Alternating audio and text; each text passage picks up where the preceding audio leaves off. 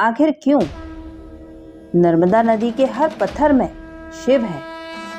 दोस्तों, इसके पीछे एक पौराणिक कथा है, तो आइए जानते हैं कि क्या है वो कथा।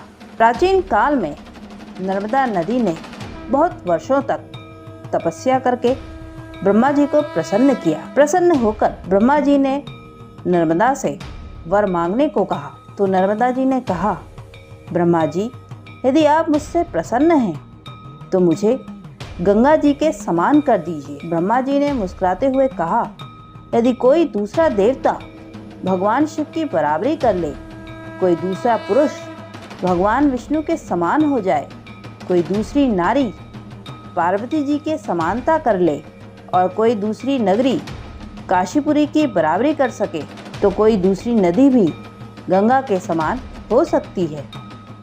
ब्रह्मा जी की बात सुनकर नर्मदा उनके वरदान का त्याग कर काशी चले गईं और वहाँ पिलपला तीर्थ में शिवलिंग की स्थापना करके तप करने लगीं। भगवान शंकर उन पर बहुत प्रसन्न हुए और उनसे वर मांगने के लिए कहा, तो नर्मदा ने कहा, भगवान, तुच्छ वर मांगने से क्या लाभ, बस आपके चरण कमलों में मेरी भक्ति हमेशा बनी रहे। नर्मदा की बात सुनकर भगवान शंकर बहुत प्रसन्न हो गए और बोले, नर्मदे, तुम्हारे तट पर जितने भी पत्थर हैं वे सब मेरे वर से शिवलिंग रूप हो जाएंगे।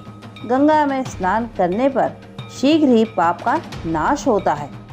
यमुना 7 दिन के स्नान से और सरस्वती 3 दिन के स्नान से सब पापों का नाश करती है, परंतु तुम दर्शन मात्र से संपूर्ण पापों का निवारण करने वाली होगी। तुमने जो नर्मदेश्वर शिवलिंग की स्थापना की है वह पुण्य और मोक्ष देने वाला होगा। और भगवान शंकर उसी शिवलिंग में लीन हो गए।